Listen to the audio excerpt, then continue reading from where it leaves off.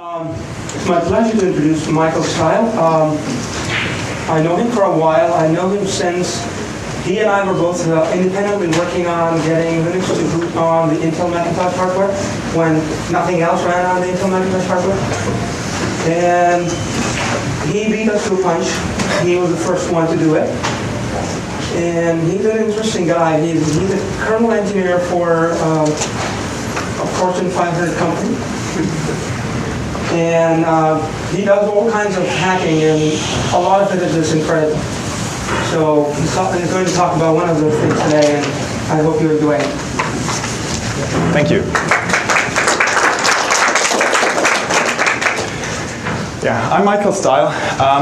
I founded and I am maintaining the Xbox Linux project, and in this function I participated in lots of the hacking that was going on. Not in all of it, because we started a bit late, but I know quite a bit of what has been done on that.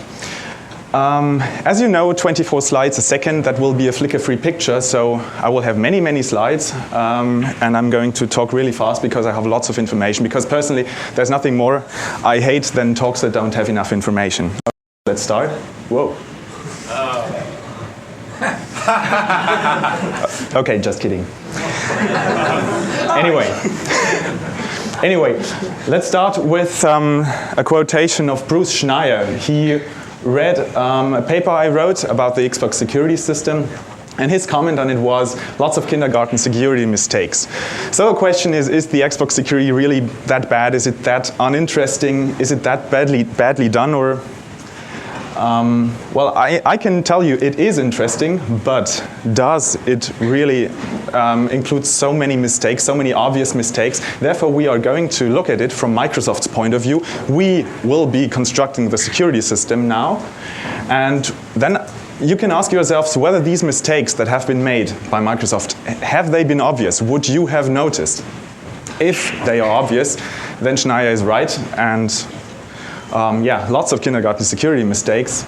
And if they are not obvious, then maybe it's not that trivial to construct a security system. So let's start.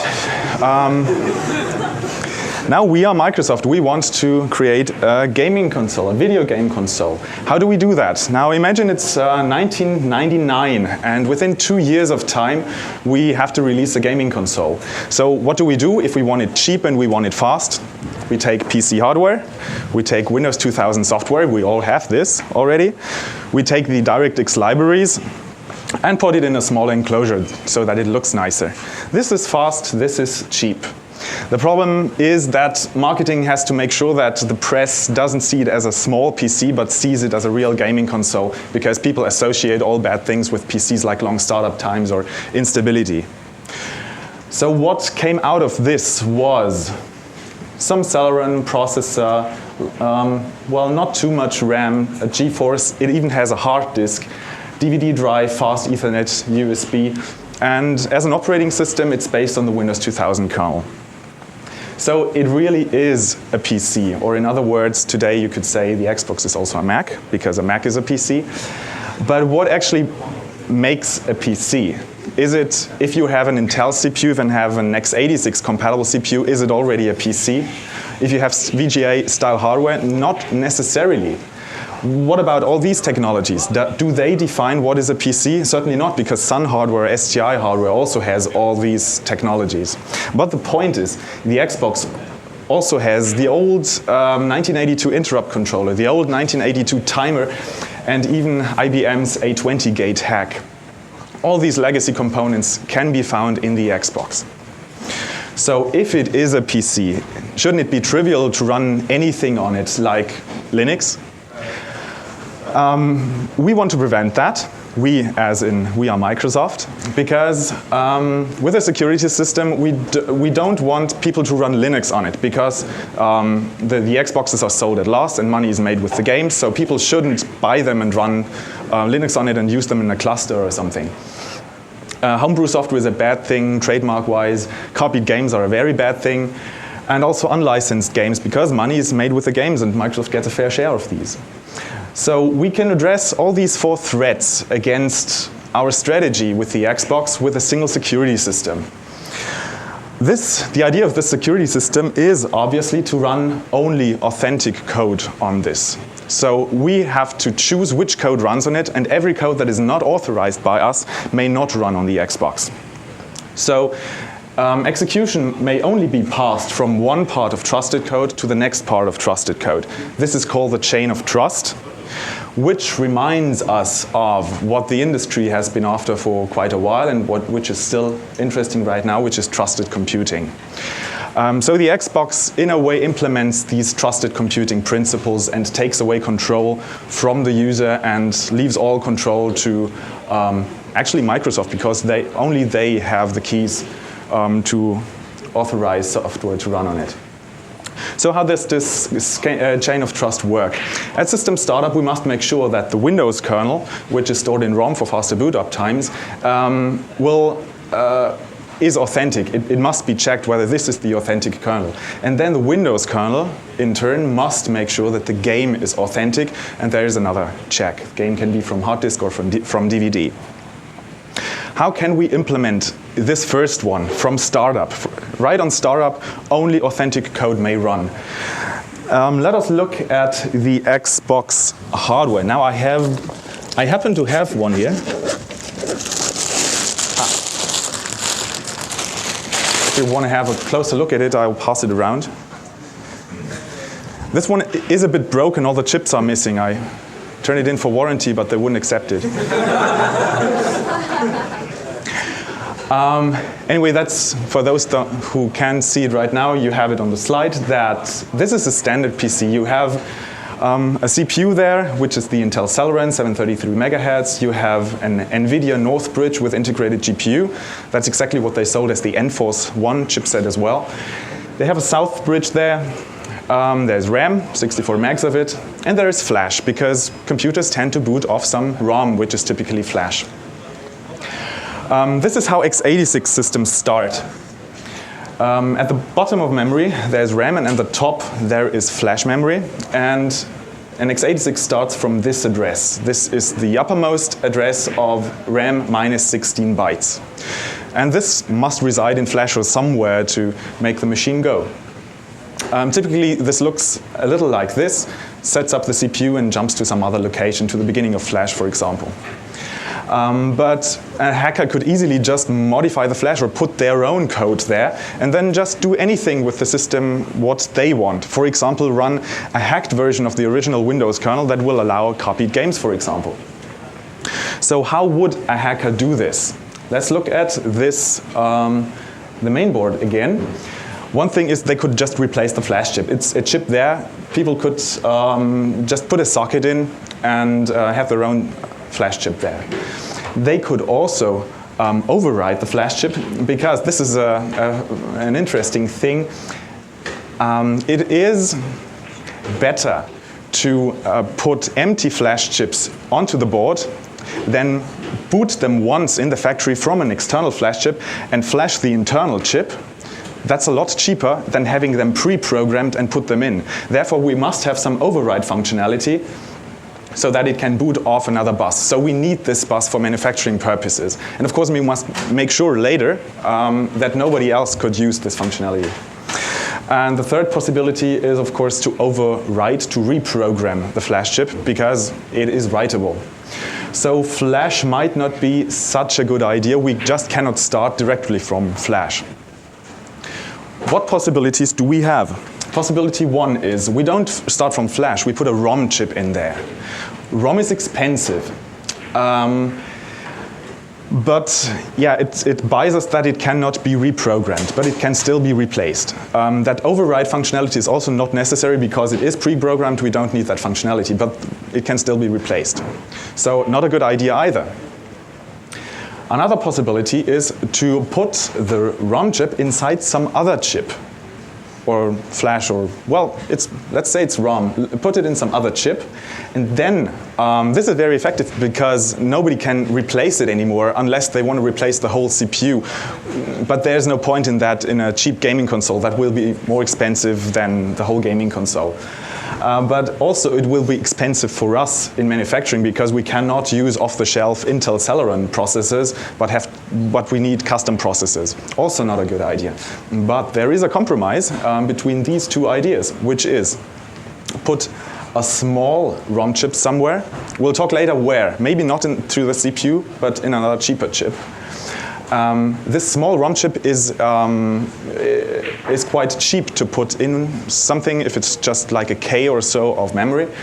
And this ROM chip will then verify the contents of flash and pass execution to flash if everything is okay. This is both effective and cheap.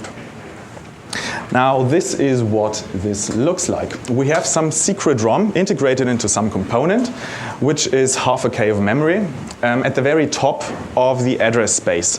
It overlays the flash region, so when the CPU starts, it will start in our secret ROM and not in flash. It can then verify the integrity of flash, and if it's okay, pass execution to there. Now the question is where to put it. The CPU is expensive because the CPU is the most expensive part in the system, and custom ones, that's not a good idea. Southbridge would be great. The Southbridge is the cheapest chip, but it's still fast. Data will travel over a bus because the CPU has to read the instructions from the ROM in the Southbridge, but this bus is really, really fast. It's hypertransport, and we're talking about 2001. Nobody is able to sniff data this fast. Well, almost nobody. And we just put other ideas in there so that even if it gets sniffed, nobody can do anything with it. Just let's be on the safe side.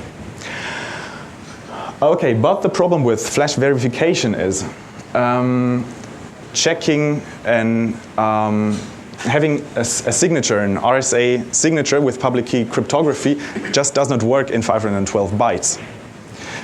You cannot fit RSA in there.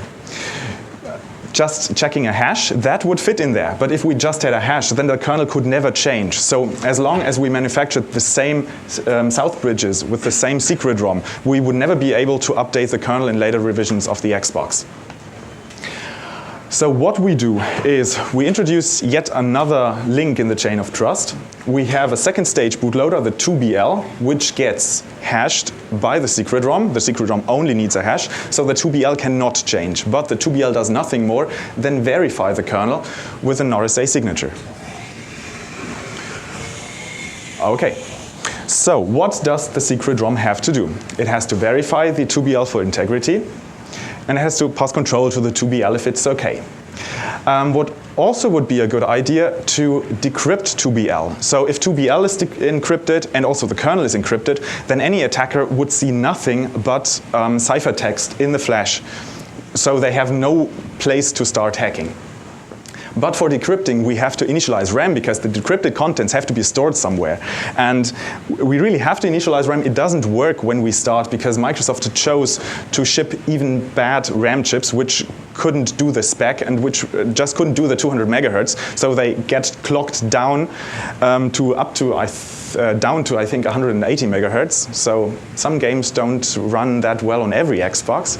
But these chips are cheap, so we have to do a stress test and see how fast RAM goes. But then again, it won't fit into 512 bytes if we have to do this RAM initialization.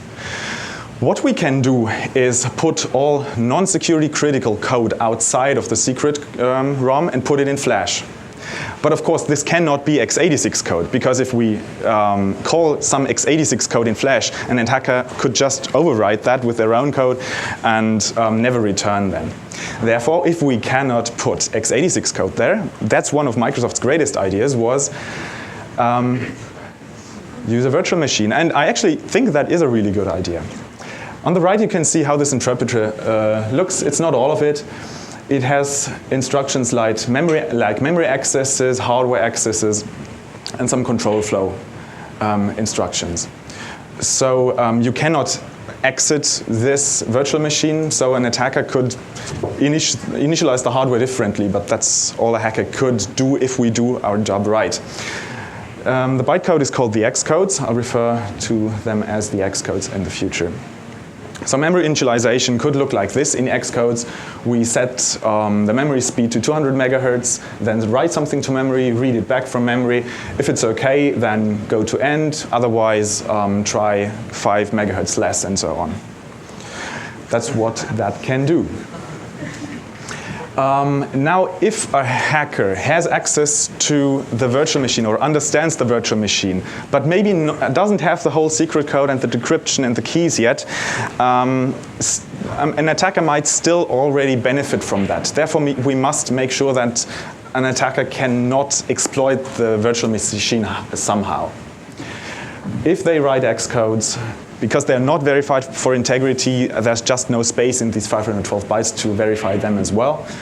And of course, they have to be flexible for future versions of the Xbox. So when people hack the Xbox interpreter, there are several possible attacks that we have to think about and that we have to prevent actively when writing the virtual machine. That's one of the attacks.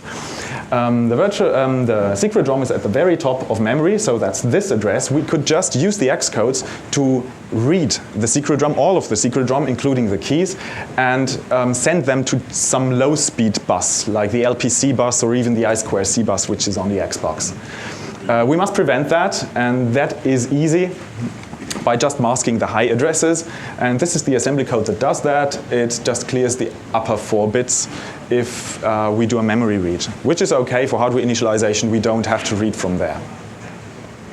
A second attack would be to turn off the secret ROM. There is a functionality in the Xbox to turn off the secret ROM, because as soon as the Windows kernel is running, the secret ROM must be turned off. Because if there's some vulnerability in a game, then the code, the exploit code, the shell code that would run could read all of the secret ROM, and there go our keys. But the Xcodes may not turn off the secret ROM. Otherwise, secret ROM would just disappear and execution would fall down into Flash. So we have to check for this code as well. We compare just this simple poke command, and we just do nothing in this case. Okay, that was the virtual machine. Now let's talk about the encryption. We don't have that much space. We just have half a K of instructions. So there is a possibility to combine hashing and decryption. Let's look at stream ciphers. We have a secret key. This secret key gets expanded to a seed. This seed will generate a sequence of pseudo-random numbers, and these get XORed with the stream of ciphertext, so that we have the resulting plain text again. Now, one great thing you can do about this is you can feed back the decrypted data into the seed. So every time, so in case one of these bytes, one of the ciphertext bytes changes, also the resulting plain text changes. The feedback makes the seed change, and all the future pseudo-random numbers will also change, so the decrypted text will change as well. So all we have to do to get a hash is look at the last few bytes. As soon as something has changed in there, the last few bytes will also have changed, so we can decrypt and hash in one by just having that feedback functionality. Okay, so with just perhaps 100 bytes of code, we can do these two things. There's one more thing that we really have to do, which is the panic code. What happens if the flash tag fails? We have to panic. We cannot just turn off the Xbox, which would be the safest thing. We have to keep it turned on and blink some LEDs to tell the user that something is wrong.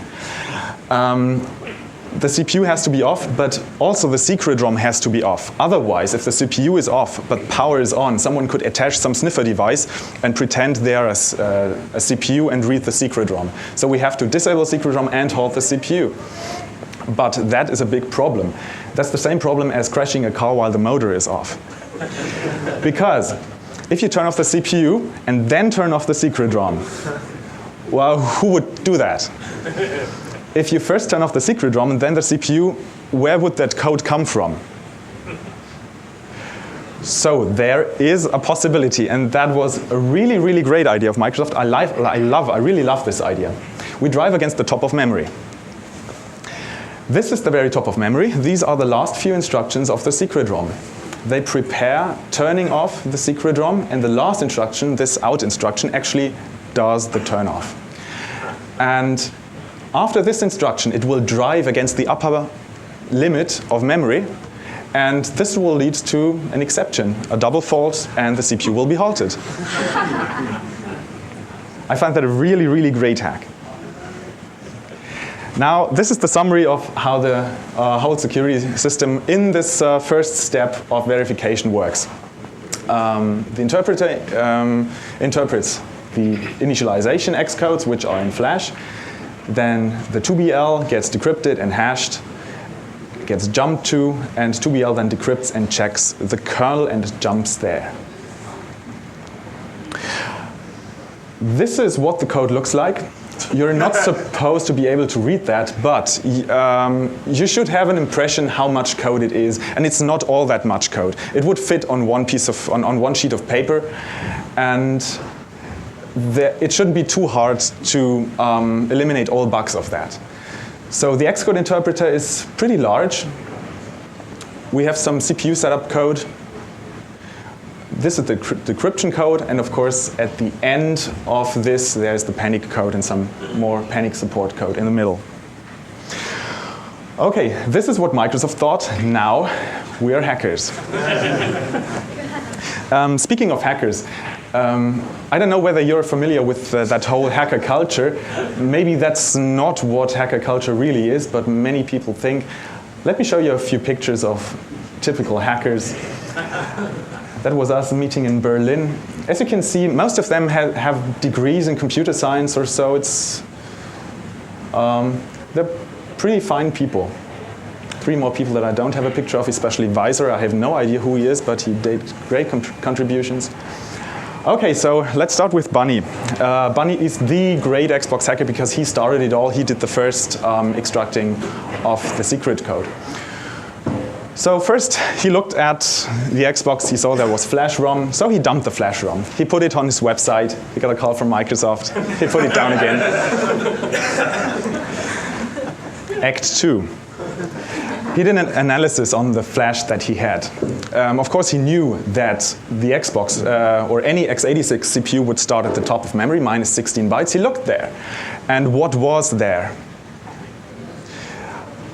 There should be nothing, because the upper 512 bytes of Flash are unused, because secret ROM that he cannot see will be mapped there. But what he saw was this.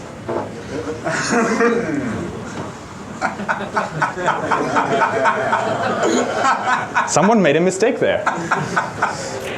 Well, it wasn't that bad, because it turned out that this is not the actual code. This was an old version of the code.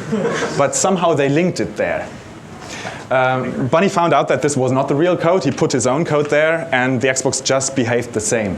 So it was an old version of the secret ROM. It had different decryption, it had different keys. The Xcode interpreter was slightly different, and it cannot be used to decrypt anything. So he moved along and tried to find where that secret code was, because he was sure that there must be some secret code somewhere. And he built this small device himself and sniffed hypertransport. Bunny can do that.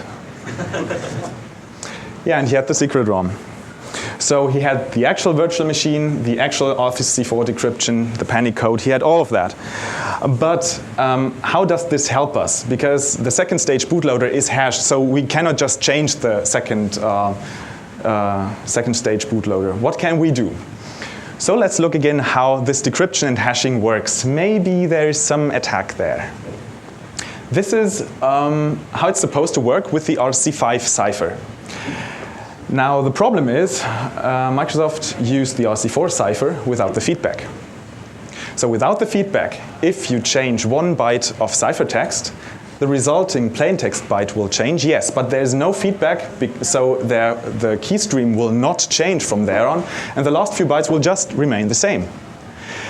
RC4 cannot be used as a hash, but they try to. They check for the last few bytes whether they are authentic. The reason why they did it was, as I think, they used RC4 in the beginning. RC4 behaves like this, RC5 does behave like this, and the old version of the secret ROM that we had from Flash worked like this and did it correctly. But they updated it to RC4 for some reason, and yeah, they broke it. So there was no hash. We had the RC4 key. It is in the secret ROM. We had no hash, so we can just encrypt our own stuff, put it in there, let it decrypt. The 2BL check will not fail, it will just succeed, and our code will run. So great, people did that. That was before the Xbox Linux project actually started, and made mod chips. Mod chips with just replacement ROM chips, which had different software on them, hacked software that could run copies of games. The first generation of mod chips disabled the onboard ROM by shortening something and added just a ROM parallel to the onboard flash chip. Then people found out that when disabling the onboard ROM, the Xbox would default to booting of an external ROM on the LPC bus. So everything they did was pretending that the onboard ROM is empty by grounding a single data line. And it will boot off these 9 wires, and you can easily attach a mod chip there. So after half a year, when the Xbox came on the market, there were already mod chips with 9 wires, which were really, really easy to fit. But for Linux, that wasn't that great. For Linux, we had to find something else, because we just cannot ship the RC4 key with our build tools. We would have to re-encrypt our bootloader, and that's just not a good idea to ship that key with our tools. So we had to find a better way. And if we look at the secret ROM again, perhaps there's some other attacks possible. Let's look at the panic code again. I told you I love this, but the question is, does it really work? Does it really double fault at that location? That's also what Weiser wondered. Well, the Earth is a sphere. Yeah, memory is also a sphere. So what happens if you go over the upper boundary of memory? You might start at the beginning of memory again. It's just the 30-second address line that is unconnected. So what if memory really starts at 0 again there? Weiser, that hacker that I know nothing about, thought that it might roll over to 0, so he wanted to put code at 0 and let that check fail to make the system panic. How do we put code at 0? That's RAM. We cannot put code there. We can put code in Flash. We cannot put code in RAM. Yes, we can. The X codes can write into memory, and the X codes are not verified. We can just add 2 extra X codes, which write this jump instruction at 0. So it would look like this. We have these 2 extra instructions which definitely reside in memory. So does it work? Yes, it works. It does not crash, it just executes that. That's a big, big backdoor. But why? Why did this happen? And that's the greatest story, a short history lesson on why this happened. Let's look at old ancient processors. Let's look at x86 style processors. They start from the top of memory, as I've said. And there are other processors which start from the bottom of memory. ROM must be at 0. But the x86, the original x86, had a great feature so that it could boot both of the top or of the bottom, depending on how you wanted to configure your system. Because if you had a memory setup like this, on an x86 system, then the unconnected region there would read back FFFF, which is NOP. So it would roll around to 0 and execute your ROM residing at 0. And this is something that still a Pentium 3 does, and the Pentium 3 Celeron. But why did Microsoft not know about this? There are data sheets that say that. The point is, Xbox prototypes had AMD CPUs. And they switched to Intel the very last minute, and AMD CPUs don't have this behavior. And they did not check again. So AMD CPUs do halt on this transition. Well, there might be another hack. It's just 512 bytes of code, but there are several vulnerabilities in there. we looked at this instruction, which is supposed to turn off the secret ROM, so code would fall down into flash. The interpreter would be shut off and execution would go on in flash. This is the code. Again, it compares this single value. But if we look at the data sheet again, we see that there are several reserved bits, and these bits don't do anything. So we can just poke any value up there. These 8 bits, we can use anything, and they do not get caught by this compare. So yeah, we can do that. In order to exploit this, we have to prepare a landing zone underneath the secret ROM with lots of knobs and a jump at the end. And this, whoa. Is it me? Yeah. Yeah, okay. So if this code gets executed and hits that single instruction that turns off the secret ROM, and the secret ROM goes away, execution falls down, lands in the knobs, and executes our own code. And that's not the only attack. This is another way to put it. They didn't catch it. Okay, now Microsoft has to react. These hacks have been published, and Microsoft saw RC4 is no hash. They finally understood it, so they reacted. Now the question is, how did they react? How did Microsoft react to finding out that RC4 cannot be used as a hash? A, complete code audit. B, fix the hash. C, wait for more attacks. Or D, do nothing. Now I'm going to ask you, I'll ask the audience, who would do A? Oh, that's quite many people, perhaps a third. B, fix the hash. That's more people, almost half. C, wait for more attacks. 1. Do nothing.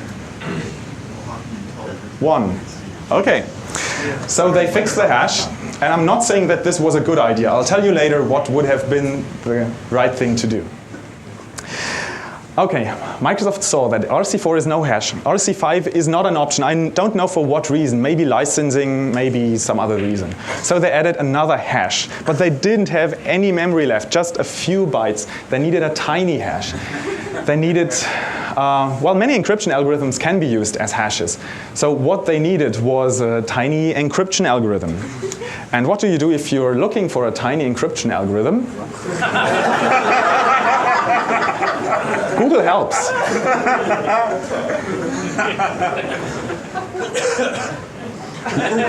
You'll get T, the tiny encryption algorithms. I have no proof that it really happened like this, but it seems somewhat obvious. They fixed the secret ROM. They kept RC4 for decryption. They added a T hash, which is really, really tiny. They updated the RC4 key because it's trivial to update it. Well, they knew that Bunny could just dump everything again, but if there's a hash, they are secure. They trashed thousands of Southbridge chips. That's why NVIDIA had a really, really bad Q2 of 2002. They had to throw away lots of these chips with the integrated ROM and make new ones. Obviously, Microsoft blamed that on NVIDIA, and they had to throw them away. It was their loss, not Microsoft's loss. Okay, let's hack them again. Yeah? You didn't say this, but I presume that the secret ROM was in the NVIDIA chip? Yeah, that was in the Southbridge chip that NVIDIA did. NVIDIA did the Southbridge and the Northbridge. Actually, it was AMD technology. NVIDIA licensed that. So why was it NVIDIA's fault if Microsoft shipped them the code? I don't get this. I don't get it either. I don't know why NVIDIA had to trash the chips. Because it's Microsoft. Because Microsoft's bigger. Microsoft's bigger than NVIDIA, yeah. But it was NVIDIA who had the losses. So let's hack it again. It should be trivial to extract that ROM again and find out whether there are some other attacks possible. We could have let Bunny do it, but we preferred to do it ourselves. Now that's the Xbox Linux project. That's where we started. There is an easier way to hack all this. And there is some legacy functionality in x86-based CPUs that you might have heard of That's really, really old and bad legacy stuff that nobody would need anymore today, but it breaks lots of things. It broke many bootloaders. The Intel Macs also have it, and it broke bootloaders. A20, the A20 gate. I'm not sure whether you're familiar with it. Therefore, a short history lesson, part 2. The 8080, that's mid-1970s. The 8080 had 64 kilobytes of RAM. The 8086 had to be somewhat compatible to that. It also had 16-bit registers for addresses, so pointers could also only be 16 bits, although it had a whole meg of RAM. So they had segments of 64 kilobytes each. They could have done it this way by just having 16 segments, but they chose to have a segment register which was 16 bits wide, so segments could actually overlap. So at the beginning of memory, if you are at segment 0, you would have this segment and 16 bits, every 16 bytes a new segment starts. There's one interesting side effect about this, that at the top of memory, this is actually the last segment that you could use, but it's not the uppermost segment number that there is. If you go one step beyond that, then memory, well, that segment will go into nothing. And let's even look at the last one. Yeah, but it doesn't go into nothing. Of course, it wraps around, as always. We've learned that already. So if you have this segment, then you will get 16 bytes of the top of memory and 64K minus 16 bytes of the bottom of memory again. Because if you add this and you leave away the 20th address bit, you'll just have 0 again. But when the 286 came out, on the right you can see the same calculation with the 286. That is different. The 286 is incompatible because the 286 could address 16 megabytes of memory, so that didn't have the wraparound. You could really address that memory, and Microsoft used that with high memory in MS-DOS. The 286 was incompatible, it doesn't wrap around. So IBM added a hack because there was software that relied on this. There was software who wanted to have a segment that was halfway up and halfway down. Intel did not implement this hack, IBM did, because Intel didn't notice it, but IBM did when they constructed the IBM AT. They added an option to their systems to have the 20th address bit always be 0. That looks like this. The 286 is connected to RAM with its address bits, and the 286 keyboard controller happened to have a spare pin left. So they connected that spare pin with the 20th address line to pull it down to 0 if code wanted to do that. So the AT booted off with that hack enabled, and software which wanted to use more than 1 megabyte had to enable the A20 gate. Yeah, this emulates the wraparound. Effectively, all addresses are ended with this value. Someone is seeing where this is going. All x86 CPUs still have this functionality, including the Pentium 3 Celeron. Even the Itanium has it. So what we did was connect that line, which is now a pin of the CPU, to ground. All addresses get ended with this value, so the CPU does not start anymore at this address, but at this address. But where is this address? Where would it start from? Normally it starts from the top minus 16. Now it should, and there's the secret ROM. And now it starts from somewhere there. But what is there in address space? Mirrors of flash. It is mirrored over 16 megabytes.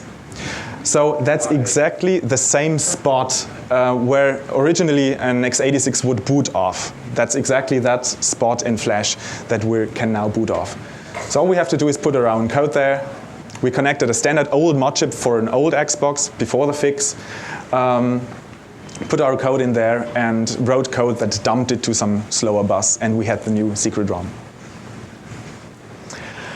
Okay, we saw there was a new T-hash, there was a new key, okay, but there was also the T-hash.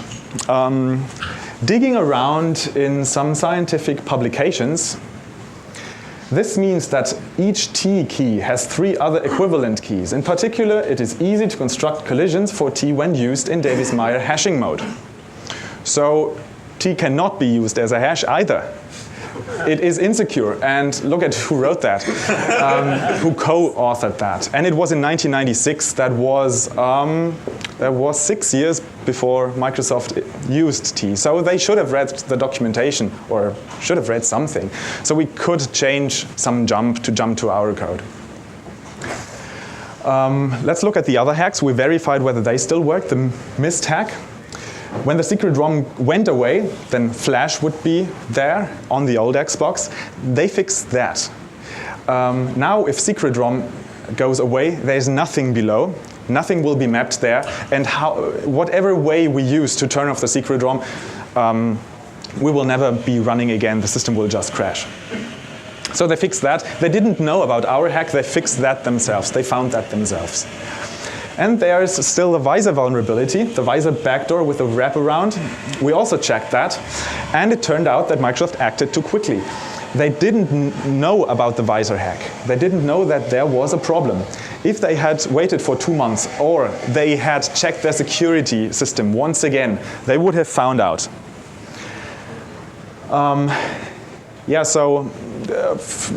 Just fixing it wasn't the solution. Waiting or a code audit, that would have been the solution. So we had no need to hack T. We just could use the old Visor wraparound trick. So that wraparound trick would run on all Xboxes, and we could have a single ROM that ran on all machines. So Microsoft never trashed Southbridge chips again. NVIDIA was happy about that. And even the latest revision, the latest revision now has a real ROM chip, but it's integrated into some chip. They did some things right now, but the LPC override is still there because the Southbridge is still the same, and the Southbridge has this override functionality in it. They never trashed Southbridges again, so you can still connect mod chips, even on the latest Xbox. That was the hardware attacks. Now I'm continuing with the non-hardware attacks. There were also some for those people who didn't want to open their Xboxes. There is another check from Windows to the game. We have hacked the first part, and now let's look at the second check. It looks pretty secure. It's RSA public key cryptography. There's nothing to do there, but games have data, and data might not be so secure. There may be some vulnerabilities there. And it is not checked, and sometimes it cannot check. So we checked standard buffer exploit methods. So what do games load? Typically from DVD, they load graphics, audio, video, all that stuff, but we cannot hack that because we cannot alter them. We cannot burn a DVD again that will be accepted by the Xbox, so that's not a possibility. Save games is a good idea, because save games cannot be hashed or signed or anything because they are written by that very software. And they are stored on hard disk or even USB storage. All the memory cards on the Xbox are USB devices, USB storage devices. So, David G. Lee from Switzerland tried all the games he had, or all the games he could get for rent, alphabetically. And what's the first game on the alphabet? 007. And whoa, 007 had a vulnerability in the safe game handler. So everything that someone had to do was DD a hacked game on a USB stick. Copying is not enough. You had to, it's its own file system. Yeah? So I actually worked on that game. Huh? And I worked on that game, and I know the guy that wrote the code. Oh. And the irony was, the buffer overrun was in a function called save string copy. When I looked at it the second time, it wasn't a save string copy. Oh, you have to introduce me to that person. We'll talk later.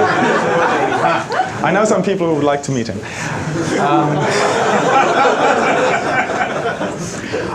Okay, so everything that had to be done was, too bad we didn't have the source code, or else we would also have had the possibility to laugh. Someone just has to load the save game off some USB stick, and that's it. And that's not the only game. There are lots of games, and there are several more that we haven't published. Lots of vulnerabilities. So you can just run Linux. Yeah? So you're telling me that 007 is my boot disk? Yes. 007 is your boot disk. You can run Linux off 007 by just loading a save game. You can call that save game Run Linux. 007 is a nice bootloader. But how can, and the game is of no use otherwise. No offense to your friend, but the game sucks.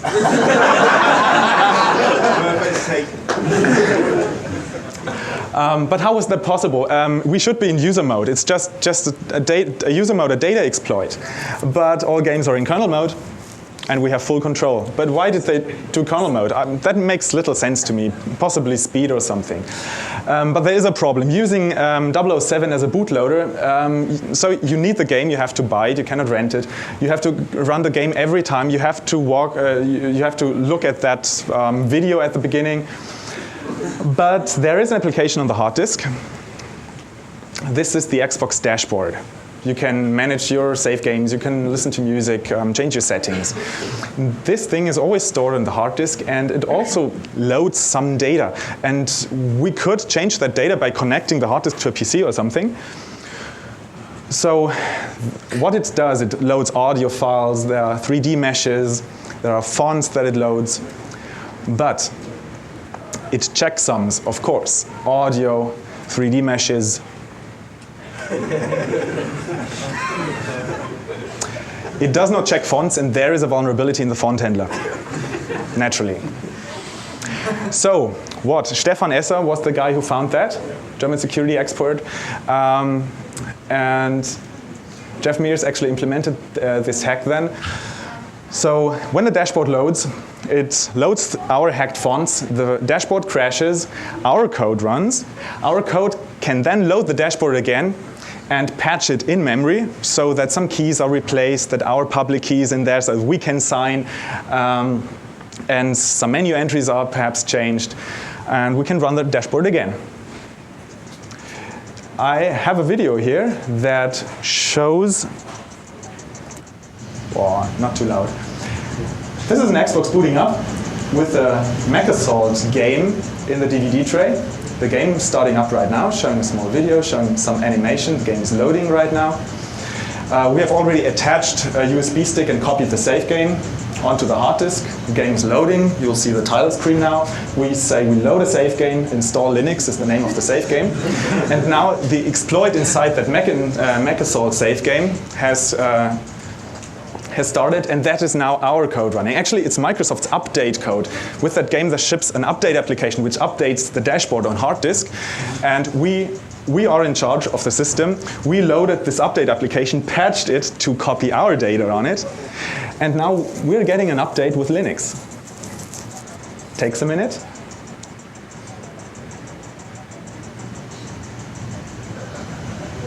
It's finished. It will eject the DVD and reboot. Now that's the boot up animation of the Xbox again. Now it will start off hard disk. The hard disk is now spinning up. When you see Microsoft, that means the RSA check was okay. Now the dashboard has just crashed. It is reloaded again. And now you have Linux there.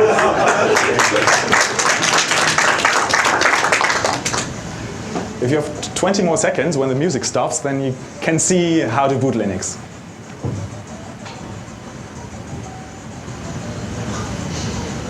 The idea was there was another menu entry that said Xbox Live, which is their online service, and we replaced that one because using Linux and Xbox Live at the same time makes no sense, because if you're on Xbox Live, they can verify what you have on your hard disk anyway. So Xbox Live and Linux will never match. Yeah. So we just installed Linux. Yeah? So with Linux, you obviously had to have Linux, the data somewhere. Was that already on the hard drive? That patched installer also copied a small Linux image, a really tiny Linux image. It was just some, I think 5 megabytes Linux image or something. Off of the save game? Off of the save game. It was stored inside the save game. Xbox save games are actually just a folder with anything. You could put anything there, and we just used the NT kernel to file copy the data on that.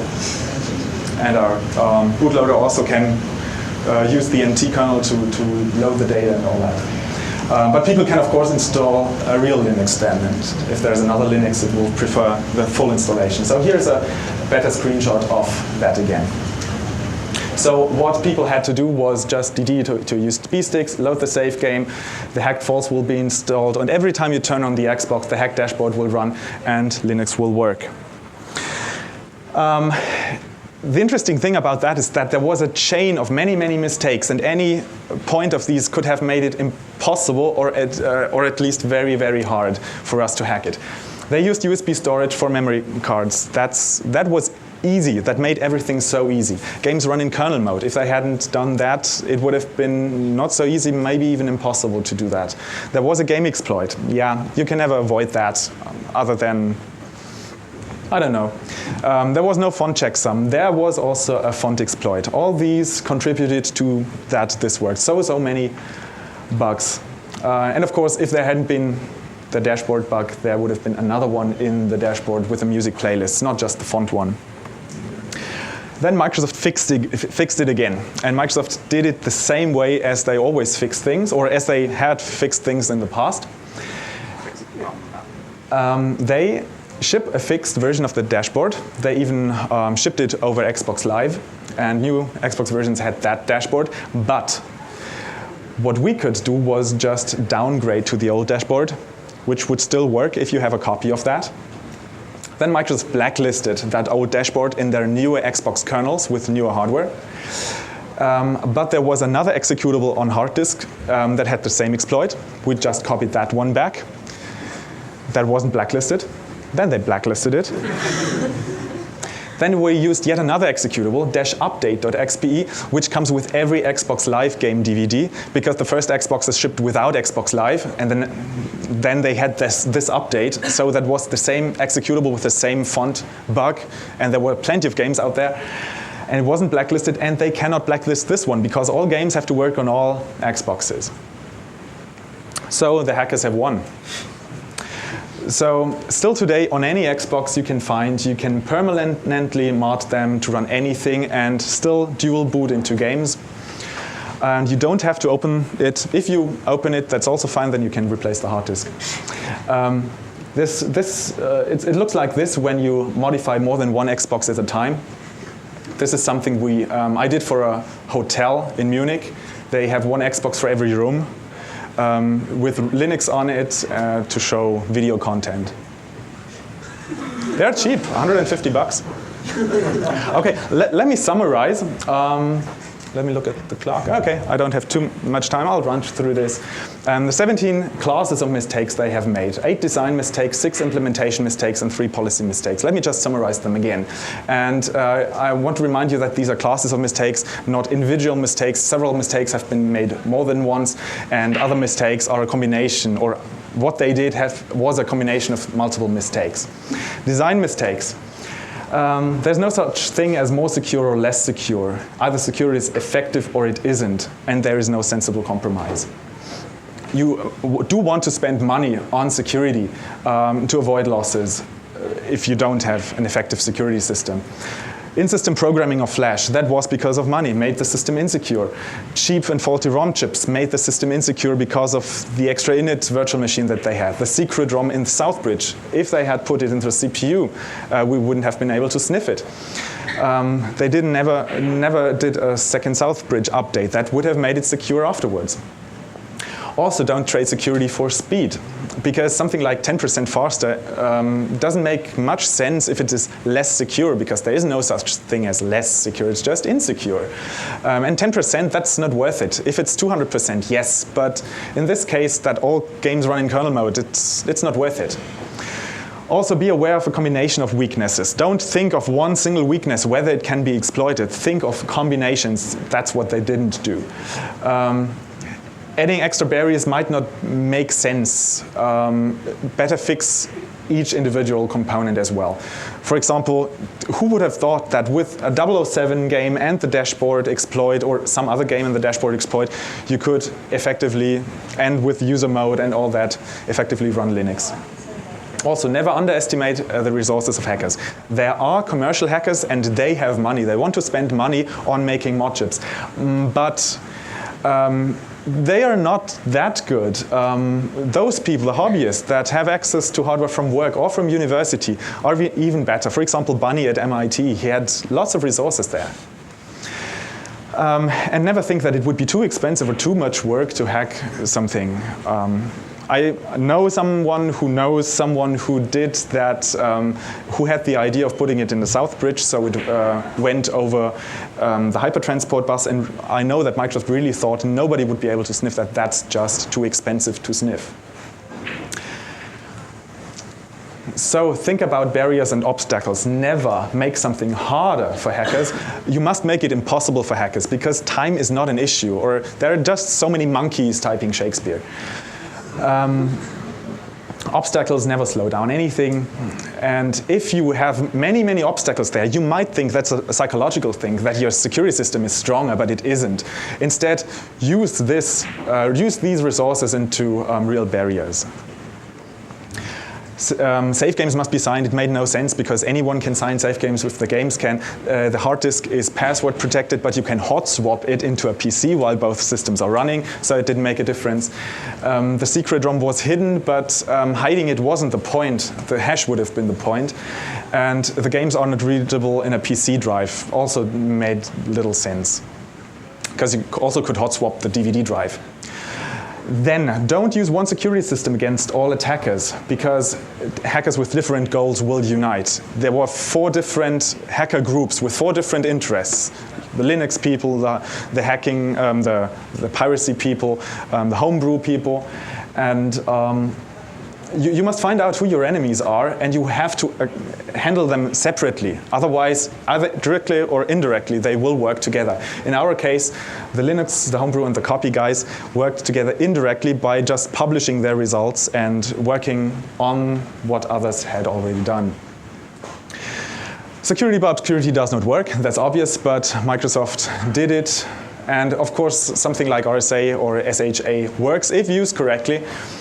Hiding the secret ROM was obscurity, encrypting flash contents, hide DVD contents, that's all obscurity, and it didn't have any effect. But they thought it would make it more secure. It didn't. When you are dealing with hardware, with software, you can roll out fixes every day, but not with hardware. With hardware, it's expensive to roll out fixes, so you don't want to do quick fixes. Those fixes may be flawed. More holes tend to be found soon after one hole is found. So either wait or audit the complete system, because you have new knowledge. Maybe you find more. And look what the others do. With the secret ROM hash function, they should have waited, and also with the dashboard, they should have thought a bit before fixing. Then there were several implementation mistakes. Do read data sheets. Microsoft didn't do that. They didn't want to do that. Don't hack around, assume anything. And especially be careful with components with legacy functionality, like A20Gate. That is documented. It is in the data sheets, and it's legacy stuff. And also the wraparound. It's also legacy stuff, but it is well documented. Now this sounds all so obvious, but that's mistakes they have made. Do read standard literature. For crypto, that's Schneier. For operating system, that's Tannenbaum. Wikipedia is a good start, not the article, but the references that you have there. Okay, Wikipedia wasn't available back then. RC Forza hash was a bad idea. They should have read all the data that is out there just as well with T. Get experienced professionals. They must have a background in security systems. I know that some people from the Web TV team of Microsoft worked on the Xbox, and they had no security background. They did a set-top box. It didn't have a security system. And also don't get students. There are maybe good students, but you want to get pros with lots of experience. And the implementation of the secret ROM was just so bad. These were not pro people. Also make sure that your code catches all cases, because if it doesn't, then it will have the exact opposite effect by giving hints to attackers. And this happened twice. The secret ROM turn-off check, which was just too specific, which gave us the hint where to look. We didn't know what this instruction meant. We understood it by seeing that code. And hashing everything but the fonts gives us a clue where to look. Also look for leftovers. We have to look at the final product from the perspective of a hacker, and hack, stump, and disassemble the final system. if you look at the old version of the secret ROM, which is still linked into the flash image. And also have a final test on your hardware when the final components are in place, because even every small change can break everything, including security. The AMD to Intel switch was one such thing, and the switch from RC5 to RC4. They couldn't just leave everything else in place. They should have changed everything significantly. And there's 3 more policy mistakes. One thing is you have to keep your source code secure or safe so that nobody can see it, because the source code leaked of the Xbox. It leaked after the hacks had been done, but still you want to make sure that the source code doesn't leak. So you have to find engineers that you can trust. But this does not mean that you don't want as many people as possible have a look at your source code. It's important that many people have a look at the source code, because obviously it wasn't many people that looked at the security code of the Xbox. You just have to find people you can trust. Weak QA on many, many parts. And you have to talk to your enemy, because there's no such thing as an enemy. And not talking to terrorists is stupid. These enemies, the Xbox people or the homebrew people, they have their goals, you have your goals, and compromises are a good thing. There would have been the possibility for Microsoft and the hackers to find good compromises, but Microsoft was unwilling to talk, so the worst case happened. They didn't talk about 007, they didn't talk about the font exploit. Okay, so this was a short summary of the Xbox security system. There's lots of more to talk about, and there is one paper that has more details in there, which is available on the internet on xbox-linux.org, or, well, do it your way. Thank you.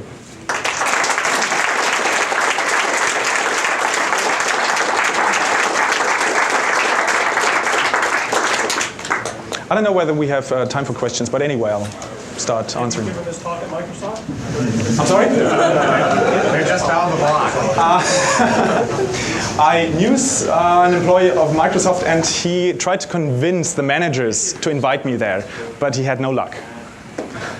But I have given a similar talk before, and it's on Google Video already, so Microsoft has the chance to look at that. Yeah? So, what about the Xbox 360? I can only refer you to a talk that will be given between December 27th and 30th, I don't know the exact date, at the Chaos Communication Congress in Berlin by a friend of mine, and I guess there are some new things about that. The current official state is that there is nothing to do there yet, because the 360 security is very, very good. It's out for a year now, and there hasn't been a major hack yet. You can run copied games, okay, there was one flaw in the security system, but you cannot run Linux or anything. They implemented a hypervisor, encrypted memory, encrypted per box, encrypted flash chips. That's a pretty good architecture.